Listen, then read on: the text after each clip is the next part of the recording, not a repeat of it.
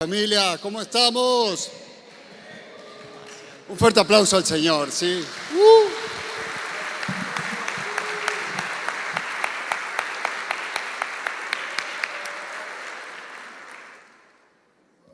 Amén, amén, querida familia, qué gusto. Para mí siempre lo digo, es un privilegio estar aquí, es un gusto tremendo, pero también una gran responsabilidad poder llevar el mensaje de Dios a la familia entera, a la familia de la Iglesia La Roca, a todas las personas, desde el que tiene más tiempo acá en la iglesia o al que llegó hoy por su primera vez. Así que por ese motivo yo les pido, por favor, pongámonos de pie y acompáñenme en una palabra de oración, ¿sí? Digámosle a nuestro Padre: Padre, te damos gracias, Señor, por este día, porque tú separaste este día, Señor, para nosotros poder acercarnos a ti, para bendecir tu nombre, para poder alimentarnos de tu palabra. Y, Señor, hoy bendecimos tu palabra. Hoy, Señor, yo te pido que tú me utilices, Señor, como un instrumento útil en tus manos. Que seas tú hablando, Señor. Que seas tú por medio de mi persona, Padre. Por medio de mi boca, Padre. Por medio de mi corazón. Llegando con el mensaje propicio a cada uno de mis hermanos, a cada uno de mis amigos que se han reunido en esta mañana. Padre, ponemos en tus manos este tiempo. Gracias, Señor. En el nombre de Jesús. Amén y amén. Amén, gracias. Pueden tomar asiento. Y en esta mañana yo les quiero compartir una palabra de la cual el Señor me ha estado hablando, me ha estado tratando todos estos días. Y es una palabra, como dicen los jóvenes, que me ha explotado los sesos, me ha explotado la cabeza, ¿sí? Pero más que eso, me ha impactado en mi corazón y yo se las quiero compartir, yo la quiero expresar para que en conjunto, como familia, como iglesia local, como iglesia que forma parte de la Iglesia Universal de Cristo, tomemos esta palabra y la pongamos por obra. En esta mañana yo les quiero compartir respecto a una palabra que Jesús la expresó cuando se dirigió a una multitud.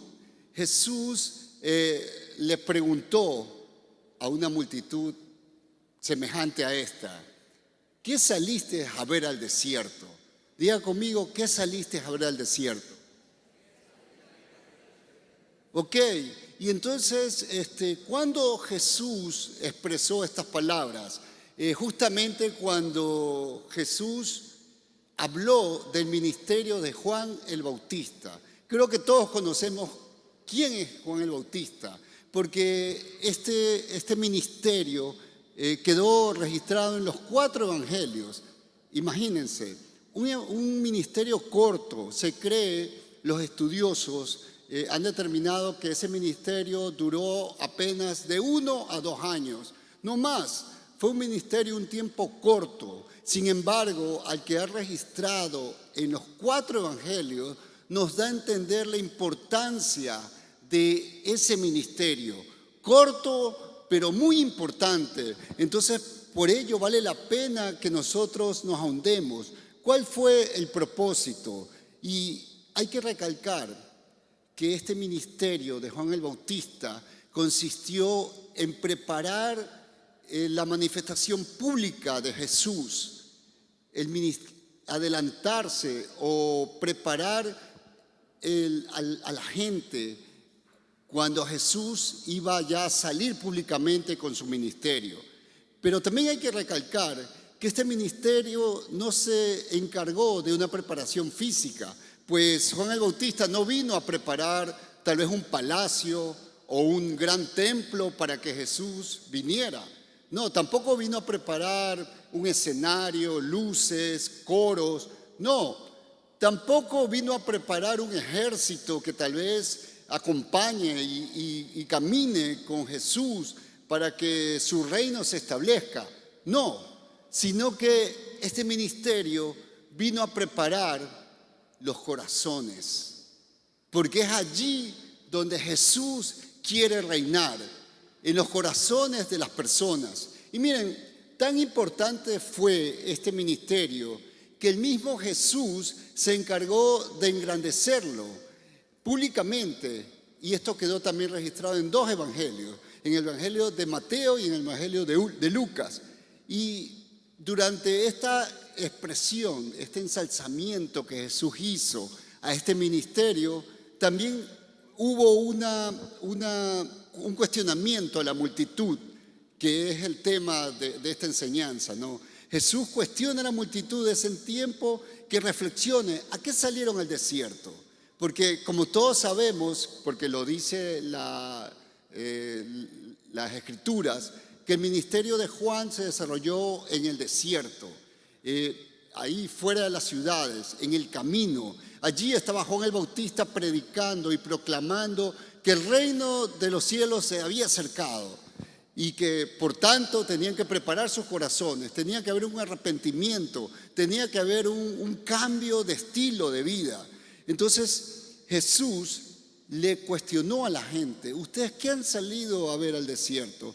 Y hoy, bajo esta pregunta, este cuestionamiento, quisiera que hagamos eco para que nosotros, sí, los que estamos aquí, los que hemos venido hoy en esta mañana, también nos preguntemos que esa misma palabra que Jesús hizo a estas multitudes nos la hagan a nosotros. ¿Qué hemos venido hoy a hacer aquí? ¿Para qué hemos venido?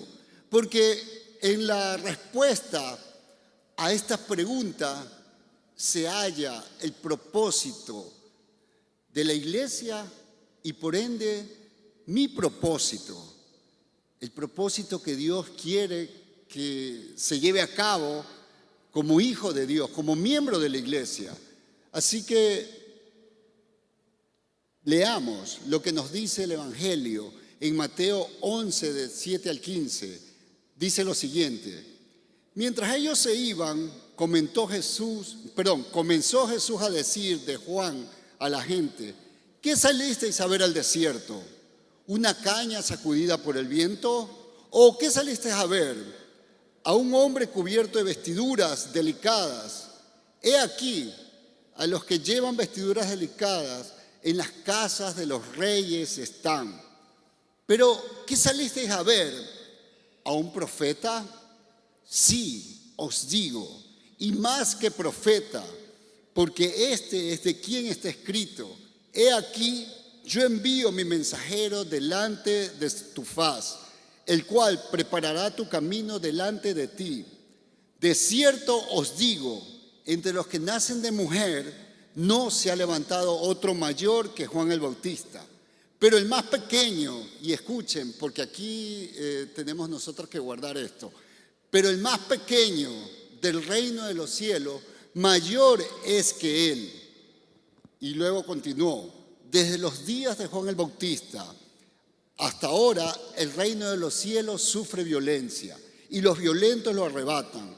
Porque todos los profetas y la ley profetizaron hasta Juan. Y si queréis recibirlo, él es aquel Elías que había de venir. El que tiene oídos, oiga. Miren, el ministerio de Juan el Bautista había sido anunciado cientos de años atrás por profetas.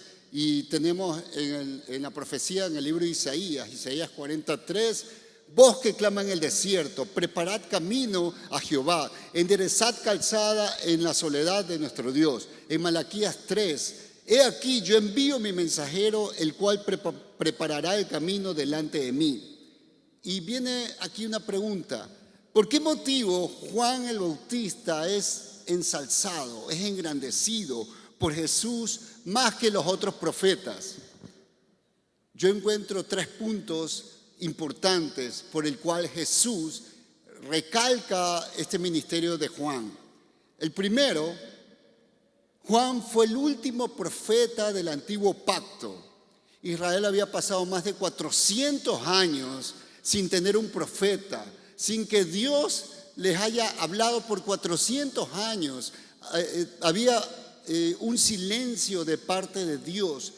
No había hablado al pueblo por 400 años. Entonces apareció este hombre llamado Juan el Bautista, y fue reconocido como un profeta de Dios que tenía un propósito. Entonces, wow, primer punto. Segundo punto, y escúchenlo, Juan también fue bendecido, escuchen, a ser el único profeta que conoció personalmente al Mesías.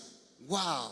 Y lo presentó públicamente. Muchos grandes y poderosos profetas con grandes ministerios. Estoy pensando en Isaías, en Jeremías, en Ezequiel, en Elías, Eliseo. Wow, grandes hombres de Dios que hicieron señales y portentos y anunciaron y profetizaron de que en un futuro vendría un Mesías.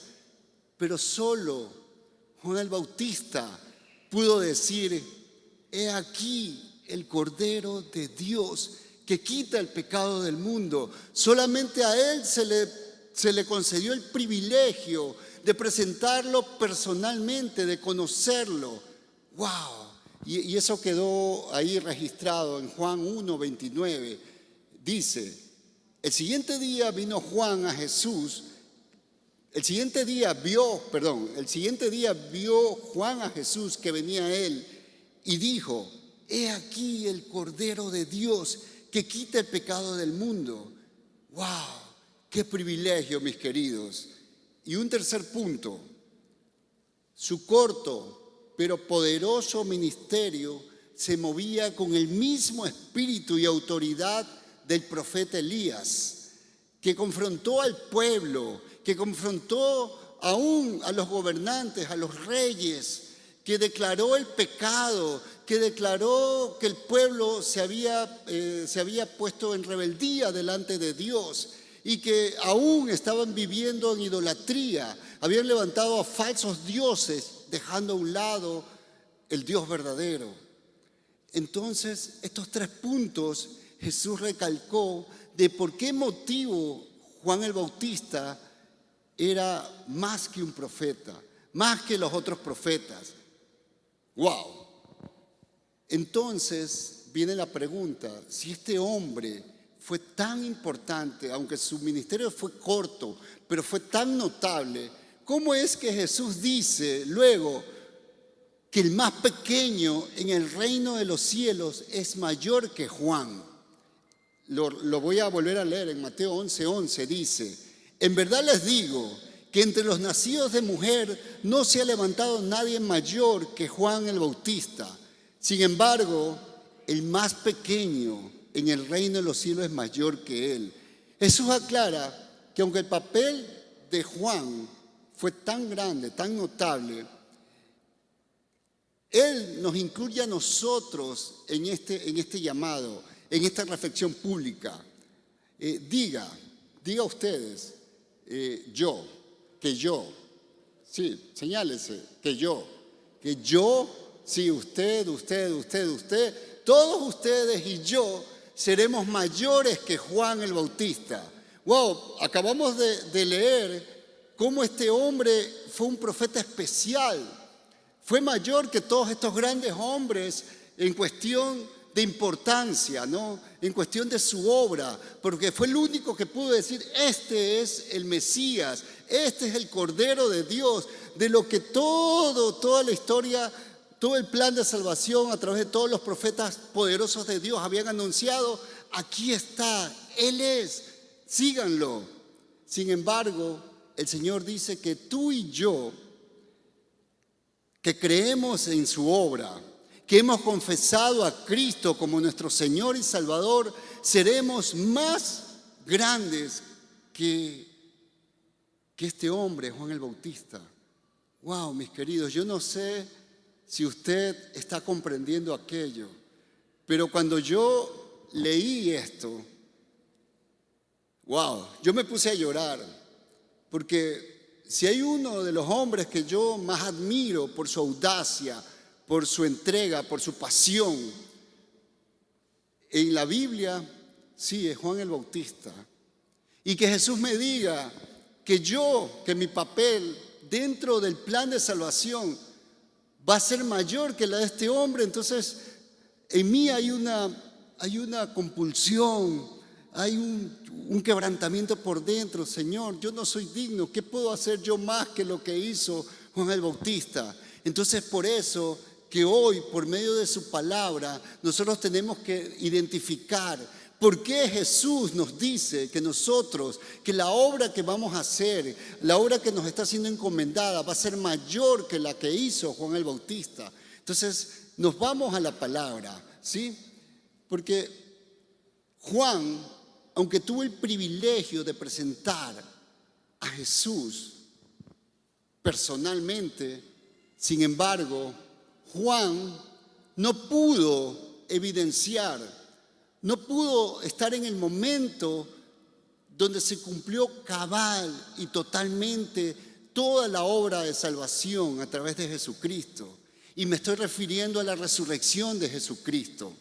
Si bien es cierto, Él estuvo y presentó, sin embargo sabemos que su obra terminó antes de que Jesús muriera y obviamente resucitara. Entonces no pudo estar completamente evidenciando toda la obra de salvación, el cumplimiento total. Entonces, la resurrección de Cristo es la que sella cabal y totalmente el plan de salvación de Dios para los hombres. Y esto enseguida me conecta con Hebreos 11 y 12. En Hebreos 11 y 12 nos está revelando una vez más nuestro gran propósito, su propósito, mi propósito como pueblo de Dios para el plan de salvación. Leamos rápidamente. En Hebreos 11, sabemos que en Hebreos 11 se nos narra toda la historia o una recopilación de la tribuna de los héroes de la fe. Entonces ahí empieza hablando de cada hombre que hoy los conocemos como héroes de la fe, que fueron llamados por Dios y que cumplieron el plan de Dios en sus vidas. Sin embargo, ya al final de este capítulo, en el versículo 39 y en el 40, nos dice así, escuchen, y todos estos, ¿a quiénes se están refiriendo? A los héroes de la fe. Y todos estos, aunque alcanzaron buen testimonio mediante la fe, no recibieron lo prometido. Un poco parafraseando, no recibieron todo lo prometido. Proveyendo, parafraseando, guardando Dios alguna cosa mejor para nosotros. Y ahí es donde nosotros entramos, mis queridos. Cuando dice nosotros, se refiere a ti y a mí. Para mí, en este tiempo, para que fuesen ellos, ¿quiénes ellos? Los héroes de la fe, perfeccionados, para que ellos no fueran perfeccionados aparte de nosotros. ¿Qué entendemos allí?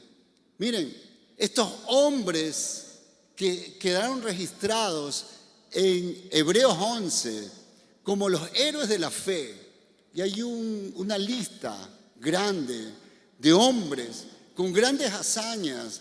Por ejemplo, ahí está Abraham, ahí está Moisés, ahí está Daniel, y así sigue y enumera una serie de hombres que hicieron grandes cosas, que entregaron sus vidas, que se entregaron completamente en las manos del Señor y cumplieron un propósito por el cual quedaron registrados sus nombres. Y nosotros los conocemos como los padres de la fe, como los héroes de la fe, los cuales nosotros tomamos muchas veces como modelo, como ejemplo. Sin embargo, el Señor nos dice que a pesar de que ellos hicieron grandes cosas, ellos no recibieron todo. ¿Por qué? Porque el Señor reservó algo importante para nosotros, para este tiempo. ¿Para qué? Para que cuando nosotros hagamos esa parte, ellos sean perfeccionados. Su obra sea perfeccionada a través de la obra nuestra. ¡Wow! ¿Lo están comprendiendo, mis queridos? ¿Lo están comprendiendo? Ok, entonces sigamos, si no repito todo. Ok, miren, entonces esto, mis queridos, nos da un significado de cuán importante es el propósito suyo y mío como iglesia de Dios, como discípulos de Jesús. No es cualquier cosa. A ver, porque si me están comparando a mí con Abraham, con Moisés, con David, con Barak y con todos estos grandes hombres que hicieron portentos y que están registrados aquí en la Biblia, pero el Señor me dice que ha reservado algo mejor para que ellos, su obra sea perfeccionada a través de nosotros. Entonces yo sí tengo que entender, entonces, ¿cuál es el propósito de Dios por el cual Él me trajo a su iglesia? ¿Cuál es el propósito? Entonces, para poder decir que yo soy más poderoso que un profeta, ¿será aquello? No, de ninguna manera, ¿no? O sea, lo que el Señor nos está diciendo no es para que yo me jacte y para que diga, ya sí, Elías, sí, fue un buen gran hombre, pero yo soy mayor que Elías. Chuzo, ¿no? Es que si Elías hizo tal obra, yo hago el doble. No, no, mis queridos. No es para jactancia personal, no es para yo presentarme como el gran predicador o el gran hombre de Dios que sabe guiar a las masas. No, de ninguna manera. Porque de la misma manera que estos hombres se entregaron para darle la gloria a Dios, de la misma manera tú y yo, lo que podamos hacer, que a nosotros nos parece tal vez sea pequeñito, pero dentro del reino es poderosísimo, es para darle la gloria a Dios, es para que Dios sea glorificado a través de mi vida. Entonces, yo quiero hacer aquí una pequeña dinámica para que podamos entender un poco, y lo voy a llamar a Carlos Javier. Carlos Javier, ¿está por ahí? Ok, ya, sí ven a este hombre. Me cae bien. Ok, bueno, con Carlos Javier solemos ir a correr y con un equipo de hombres nos reunimos los días sábados y solemos ir a correr en la montaña, bueno, en el cerro, allá por La Espol, y practicamos este deporte y él es un gran maestro porque no solamente que nos saca a correr, sino que nos enseña, nos entrena, nos cuida, es un gran líder, ¿no?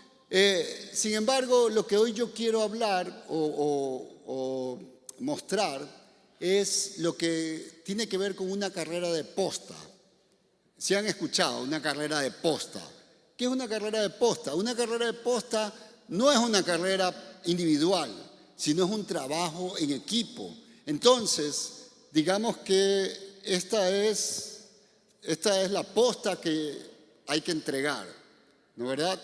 Entonces, ven más acá, Carlos Javier, porque aquí no tenemos una gran pista de la que estás acostumbrado, así que cuidado, te me caes. Entonces, digamos que yo pertenezco al equipo de Javier, somos un mismo equipo, y a mí me corresponde correr 10 kilómetros, digamos que de aquí hasta allá hay 10 kilómetros, ¿no? Entonces, yo me esfuerzo y corro esos 10 kilómetros, y hay obviamente otros competidores ahí al lado mío, pero yo corro con toda mi esfuerzo. Obviamente me he preparado, obviamente he entrenado, obviamente he hecho mi parte. ¿Para qué? Para que en el momento de la competencia yo llegue primero y le pueda entregar esta posta al siguiente. Y ese siguiente es Carlos Javier. Entonces estamos aquí, yo me he preparado, he hecho todo lo posible, he hecho lo imposible por ser el ganador, para poder entregar. Entonces voy y corro, ya voy 5, 6, 7, 8, 9, 10 kilómetros, toma Carlos, continúa Carlos tus 10 kilómetros y así hasta llegar a la meta. Eso es una carrera de postas. ¿Y por qué? Gracias, Carlos Javier.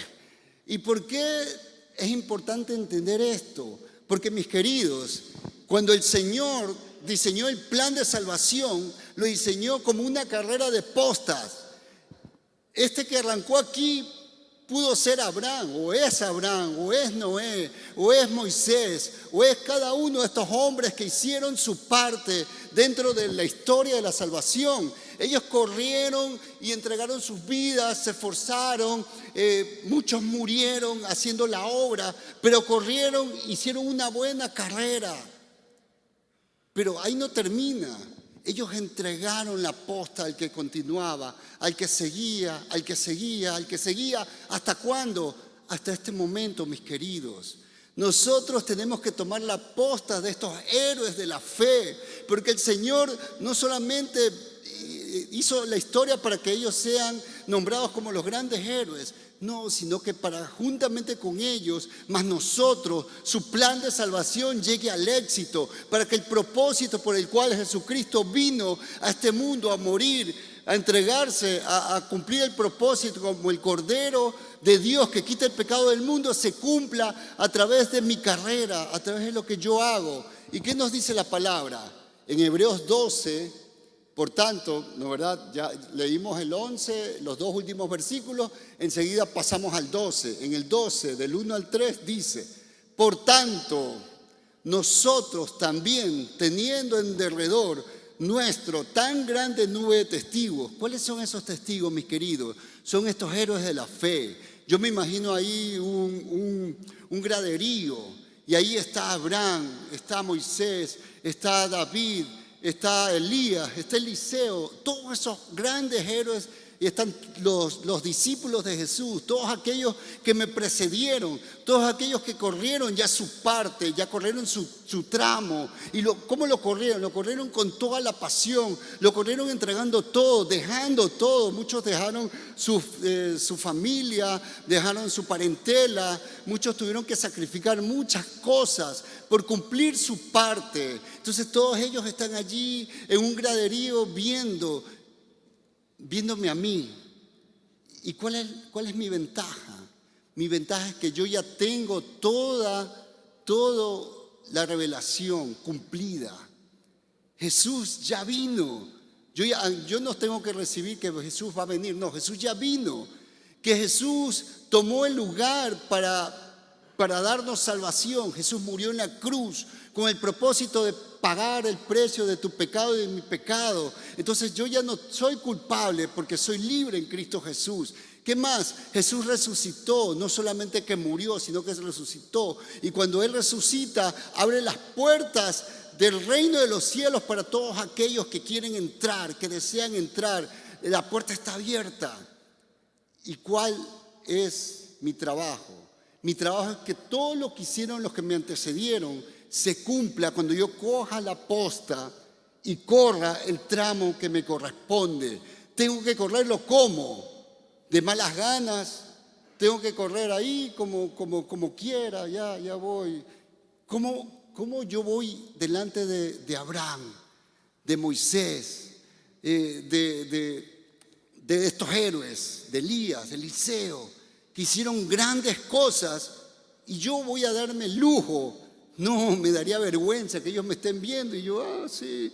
Y ellos van a decir, pero oye, tú tienes toda la revelación. Yo no tenía ni siquiera una Biblia. Tú tienes una Biblia física y tienes también Biblias virtuales y tienes todas las interpretaciones de la Biblia. Tienes tantas cosas. ¿Qué vas a hacer con eso? Cuando yo no tenía nada, el Señor me dijo, vete de tu tierra, de tu parentela, deja las cosas.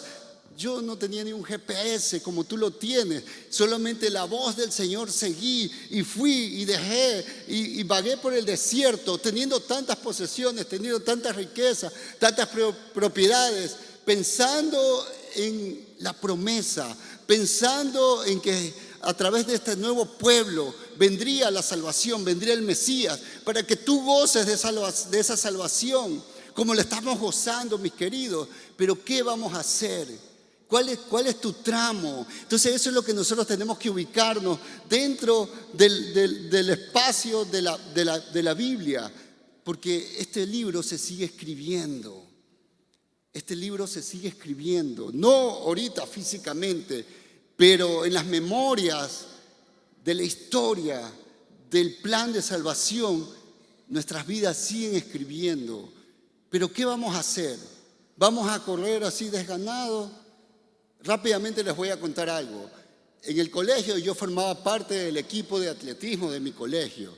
Y sí, una vez tuvimos una competencia intercolegial y estaban allí los grandes de ese momento, el Colegio Alemán Humboldt, el Americano, el Espíritu Santo, y yo era del Colegio Cristóbal Colón. Entonces éramos como 10 porque teníamos que cubrir una gran distancia. Entonces nos habían separado por tramos para correr una posta. Entonces cuando me tocó mi turno, y yo sí era un apasionado por ganar, todavía me gusta, ¿no? Entonces cuando me entregaron la posta, mi equipo venía en desventaja, porque el que me precedía había corrido bien, pero aún estaba en desventaja, muchos lo habían pasado. Entonces yo dije, no puede ser, el honor de mi colegio, tengo que defenderlo. Entonces empecé a correr, y me empezaba a pasar uno, me empezaba dos, me pasaba tres, y llegué a primer lugar, y yo, wow, no, y aunque estaba ya muerto, ya me quería desmayar, pero yo decía, no puedo parar, y corrí hasta que llegué y entregué la posta. Ahí sí medio me morí, pero ¿saben lo que pasó? Pasó que a mi compañero que le entregué la posta, el tipo se terminó perdiendo, se desvió de la ruta no estaba tan bien marcada y como íbamos adelante, él no sabía por dónde era y se desvió del camino. ¿Saben lo que pasó? Al final, todos perdimos. Obviamente no me podían dar un premio a mí porque, wow, hiciste un gran papel, Everaldo, maravilloso. No, todos perdimos. El Colegio Cristóbal Colón quedó, creo que si eran 20, quedamos obviamente en el puesto número 20, ¿no? Entonces, qué vergüenza, qué pena. ¿Y de qué valió el esfuerzo que hice yo si otro lo echó a perder? De la misma manera, mis queridos, el plan de Dios contempla a cada hombre a través de la historia. Ninguno está separado, ninguno es aparte, sino que el Señor estableció un plan para que desde el principio, desde el primer hombre que le dijo, heme aquí, Señor, ¿qué necesitas de mí? Hasta el último hombre de la historia, cuando Jesús venga y se manifieste, todos van a formar parte de ese plan. Entonces la pregunta es, ¿qué estás haciendo con la posta? La posta que te ha sido entregado. ¿Qué estás haciendo? ¿Cómo estás corriendo tu tramo? ¿Cómo estás batallando tu tramo? ¿O acaso estás allí, te estás perdiendo, te has desviado? Y eso ocurre cuando no estudiamos la palabra, cuando no estamos dirigidos por las personas que el Señor ha puesto delante de nosotros para guiarnos, para indicarnos, y nosotros mismos teniendo una relación con Dios, escuchando su voz, vamos a ir y vamos a saber que estamos en el camino correcto. Y no solamente que estamos en el camino correcto, sino que lo estamos haciendo de la mejor manera. Estoy corriendo mi tramo para que todos estén orgullosos. Bien, valió la pena. Sí, Abraham va a estar ahí, va a decir, sí, valió la pena. Sí, Señor, yo te di la gloria a ti, pero lo que me interesa es el plan tuyo, que al final de los tiempos se cumpla el propósito. Entonces están allí ellos como que un poco ahí dándonos vítores, dándonos fuerza. Vamos, Ever, vamos, María, vamos, Juan, vamos, Pablo, vamos, Laura, tú puedes, tú estás allí, vamos, no te des por vencido.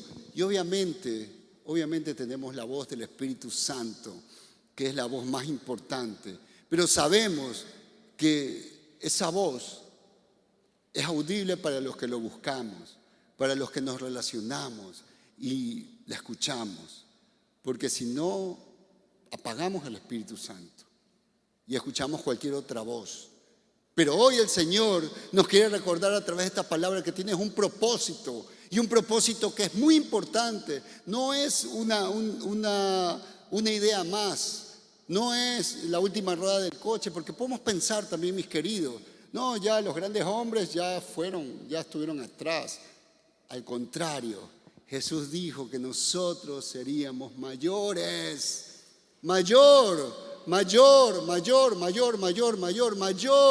Entonces tenemos que vernos como eso. Wow, si Abraham fue capaz de hacer esto, yo voy a ser capaz de hacer algo mayor, pero me tengo que mover en eso. Amén.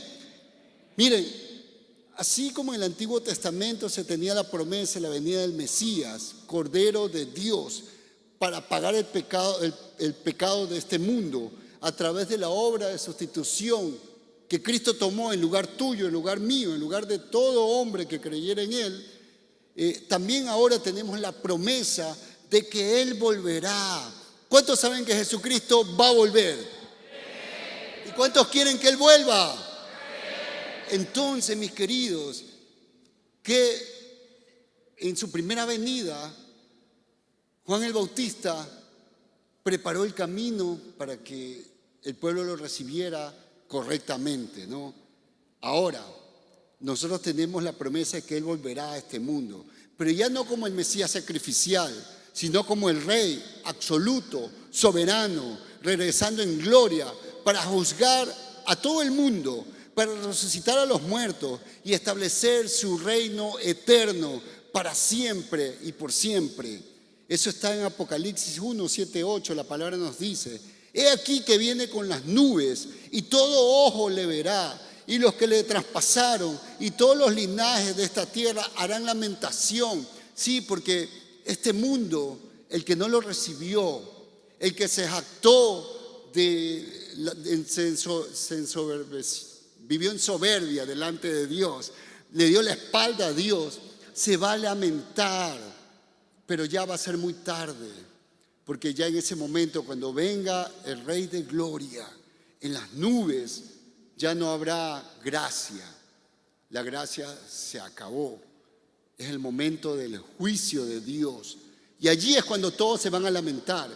Entonces, ¿cuál es nuestro propósito? El propósito es que antes que llegue ese día, nosotros como la iglesia de Cristo lleguemos con el mensaje del Evangelio. Mis queridos, el mensaje del Evangelio es poder, dice la palabra. Es poder de Dios, porque es el único que es capaz de penetrar el corazón de toda persona y quitarla de la condenación eterna a la salvación en Cristo Jesús.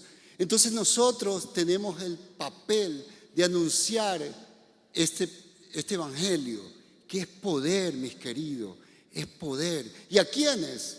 Solo a los pecadores que son evidentes, porque a veces pensamos, los que necesitan de Dios son las prostitutas, los ladrones, los homosexuales, los drogadictos. No, mis queridos, todo aquel que no tiene a Cristo en su corazón, no importa si sea un hombre de títulos, un hombre de eminencia, un gobernante, ahí es donde viene lo que Jesús decía de Juan el Bautista, con el espíritu de Elías, porque Elías confrontaba al rey del momento. Elías no le temblaban las patitas, por así decirlo, ¿no es verdad?, para confrontar. De la misma manera, Juan el Bautista no le temblaban las piernas para confrontar a Herodes, y le decía en su cara el pecado, decía en su cara lo que estaba haciendo mal, y le decía al pueblo que tenía que arrepentirse. Y cuando los fariseos venían, él les decía: wow, ¿cómo así, fariseo? ¿Te has arrepentido de corazón o solo vienes aquí religiosamente? Entonces ese mismo espíritu es el que debe impulsarnos a nosotros, en ese mismo poder, en esa misma vehemencia, en esa misma pasión de Juan el Bautista, de Elías. Es con que nosotros en este tiempo tenemos que proclamar el Evangelio, a tiempo y fuera de tiempo, para que la gente recapacite, para que la gente entienda que el Evangelio no es una religión más, que el Evangelio es poder para salvación. ¿Salvación de qué? De la perdición eterna. Que la gente entienda que este mundo es pasajero, que todos vamos a partir de este mundo, joven, mediana edad o niño, joven, mediana edad, adulto, mayor o muy anciano. Mis queridos, uno puede morir de una enfermedad, de un accidente. Ahora hasta inclusive con la delincuencia que hay víctimas colaterales. Uy, lo mataron porque se confundieron, no era él, era otro, pero murió. Entonces a veces nosotros pensamos: no, ahorita no, es muy joven, ya cuando sea mayor, ahí que acepte a Jesús. No, mis queridos, la muerte está allí tocando. ¿Cuándo hay oportunidad? Mientras estamos vivos. Cuando ya murieron, por más de que hagamos 100 cultos, por más que ayunemos, ya pasó. La oportunidad es aquí, mientras hay vida y oportunidad. Por tanto, es menester que nosotros corramos esta carrera al mismo ritmo de la necesidad. Mis queridos, ahorita delante de nuestros ojos, delante de nuestras narices, se está cumpliendo lo que Jesús ya había anunciado, que son los tiempos de dolores, ¿sí? Principios de dolores, perdón. En Mateo 24, Jesús habla de estos tiempos. Habrán guerra, ¿qué más? Ayúdenme. Rumores de guerra, nación contra, reino contra. Y todo esto no es el fin, sino que es principio de dolores, mis queridos. ¿Qué está pasando ahorita? ¿Acaso no hay, hace ya unos años atrás, guerras, rumores de guerra, rumores de que, no, ahora sí viene la tercera guerra mundial, ahora sí se van a levantar y se está levantando nación contra nación, reino contra reino? Hay pestes, hay terremotos, hay enfermedades, hay situaciones que no dicen otra cosa, sino que estamos acercándonos al cumplimiento de la venida de Jesús. Pero nosotros, ¿qué vamos a hacer? Vamos a quedarnos allí sabiendo de que tenemos un propósito como iglesia, sabiendo de que los héroes de la fe cumplieron su parte, corriendo la buena batalla, corriendo bien la carrera. Y yo me voy a dar el lujo de, no, yo aquí tranquilito, ahí, yo ya soy salvo, y contarle que sea salvo, ya que el resto que me importa. No, mis queridos, porque si eso dice, el amor de Dios no está en ti. Porque Jesús, ¿por qué murió? ¿Por qué murió?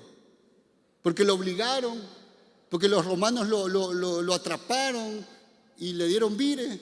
De ninguna manera. Él se entregó viéndote a ti, a mí, a todo hombre pecador.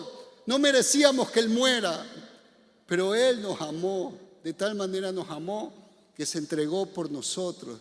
Entonces, de ese mismo amor se habla.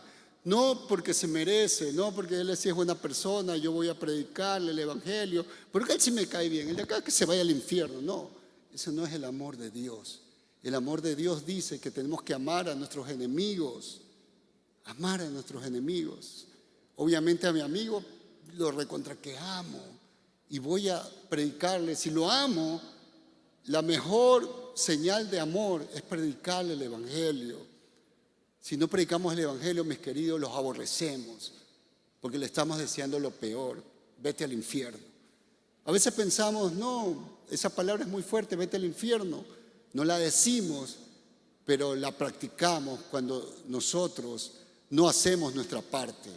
Y obviamente, al no hacer nuestra parte, no estamos cumpliendo, no estamos permitiendo que estos hombres que hicieron su parte reciban el premio completo.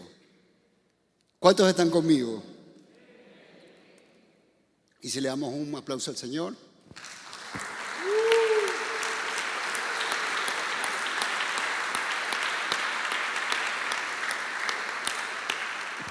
Amén, ya vamos terminando. En Mateo 24:14, la palabra dice, Jesús dijo, y será predicado este evangelio del reino en todo el mundo para testimonio de todas las naciones, y entonces vendrá el fin. Mis queridos, estamos viviendo principios de dolores, lo que significa que el fin está próximo. Pero ¿qué necesitamos hacer en ese tramo mientras sucede? Tenemos que cumplir lo que Jesús dijo, que ese evangelio tiene que ser predicado en el mundo entero. Pero ¿quiénes van a predicar el evangelio? Diga, yo. Diga, sí, usted,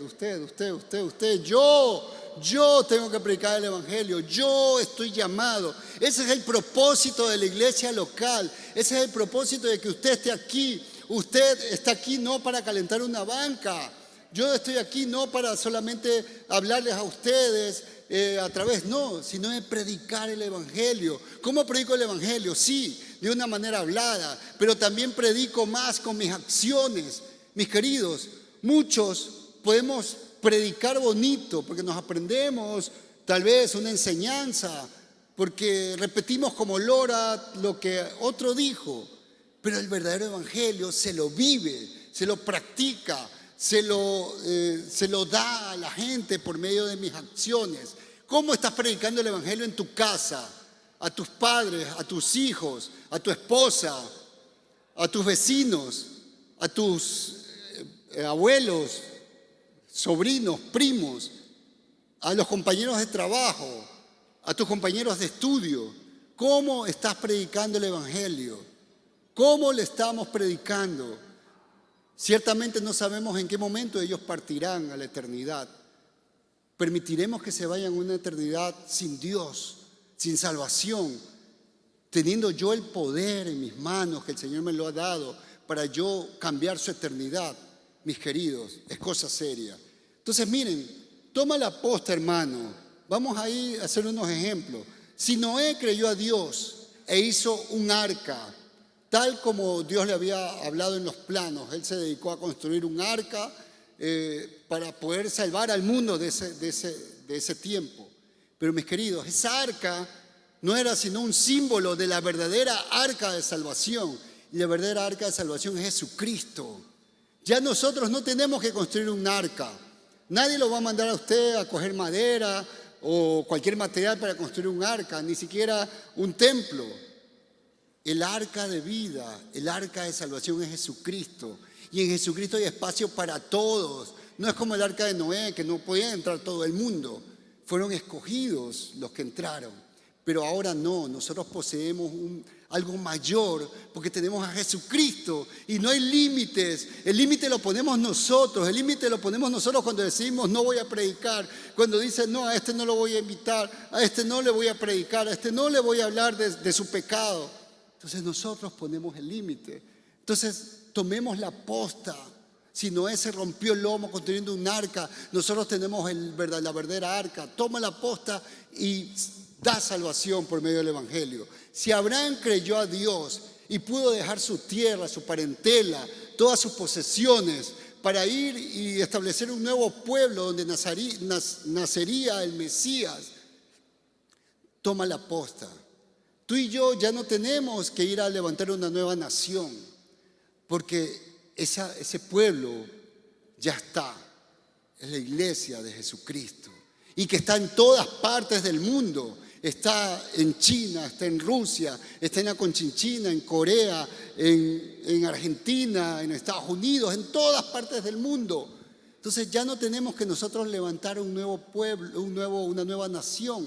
Pero ¿qué sí tenemos que hacer? Tenemos que, así como Abraham dejó su comodidad y se movió al llamado de Dios, nosotros también tenemos que dejar nuestra comodidad y llevar la iglesia.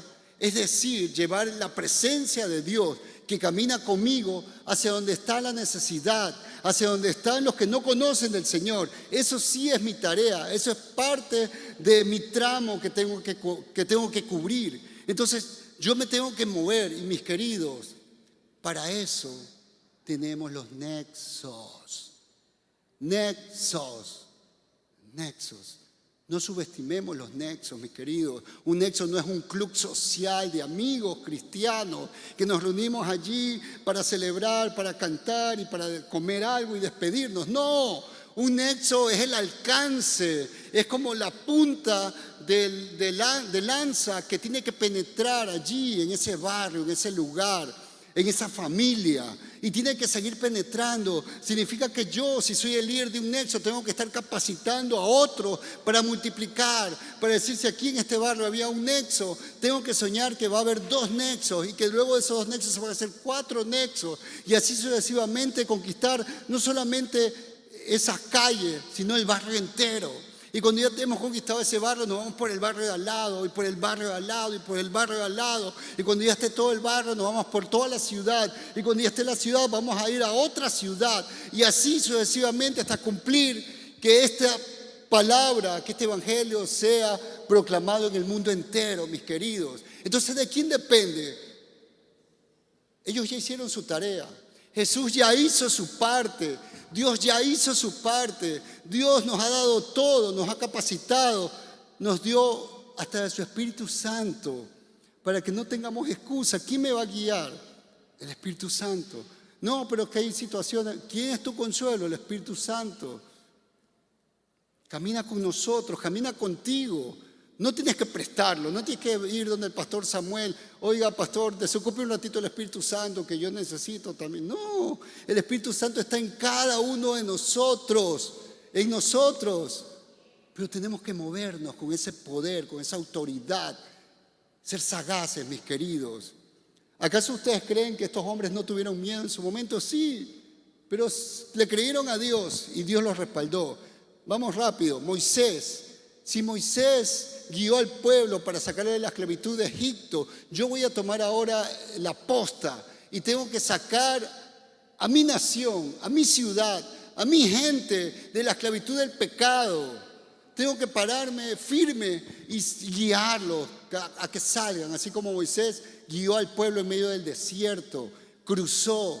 Así nosotros tenemos que sacar a la gente de la esclavitud del pecado. Si Daniel y sus amigos estuvieron en Babilonia y allí quisieron callarlos, los pusieron en leones, en fuego de hornos, de la misma manera, en este mundo nos quieren callar, no quieren que nosotros hablemos la verdad. Este mundo le parece bonito de que hayan iglesias, sí, eso está bien, de que hayan iglesias, que hayan bonitas iglesias, que hayan grandes iglesias, con grandes escenarios, con luces, con pantallas gigantes, pero que no se hable la verdad, que se hable nomás así, bonito, ya mira, está bien, el Señor ama al pecador, así que no cambies mucho, solo vístete ahí como cuando vienes a la iglesia, pero sigue tu vida normal. No, mis queridos, eso no es.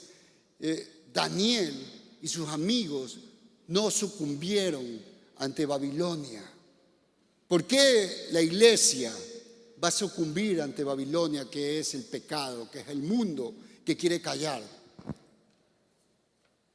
Si David venció al gigante Goliat, tú toma tu posta y vence el gigante que no te deja avanzar. David venció a Goliat para darle la gloria a Dios. Tú dale la gloria a Dios venciendo ese gigante, sea como se llamare, tentaciones, pecado, lujuria, necesidad, los afanes de este mundo. Vénselo en el nombre de Cristo Jesús. Hoy el Señor nos confronta finalmente. ¿Qué saliste a ver al desierto, mis queridos? ¿Qué saliste a ver al desierto? ¿Cuáles han sido tus expectativas al venir hoy acá? En su palabra Dios nos ha contestado, creo que a cada uno de nosotros. ¿Qué vamos a hacer? La gente de aquel entonces, muchos empezaron a seguir a Jesús. Muchos se convirtieron en discípulos de Jesús, tomaron la buena decisión, pero otros no. Otros dieron media vuelta y se perdieron. Y se perdieron. La pregunta es, ¿qué vas a hacer hoy? Hoy es tiempo de decisiones.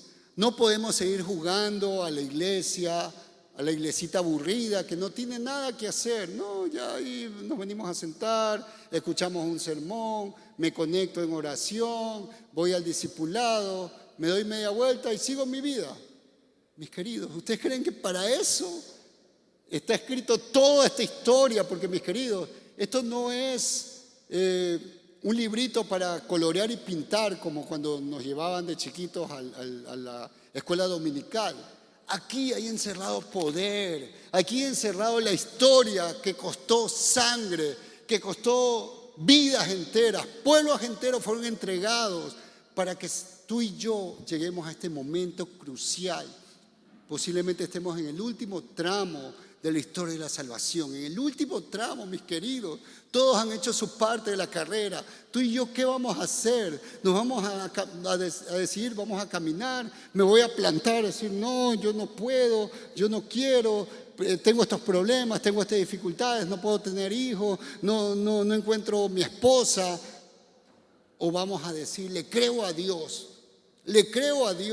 y pase lo que pase, suceda lo que suceda, voy a no solo a caminar, voy a correr, me voy a unir a mi equipo que está aquí. Cada uno de ellos son mis hermanos, no para pelearme, no para resentirme, no para armar divisiones, sino para juntos, unánimes, como el Señor soñó, podamos llegar a ser más grandes que los profetas del Antiguo Testamento. Mis queridos, hoy es tiempo de decisión. ¿Qué vamos a decidir? El Señor creo que nos habla porque el mundo nos necesita, sí, necesita a Dios, pero Dios le ha placido que se quiere mostrar a través de tu vida, de mi vida. ¿Qué vamos a hacer? La invitación es que corramos la buena batalla de la fe. Pongámonos de pie, mis queridos.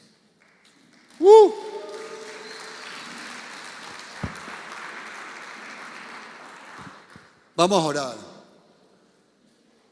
Amado Padre, en esta mañana, Señor,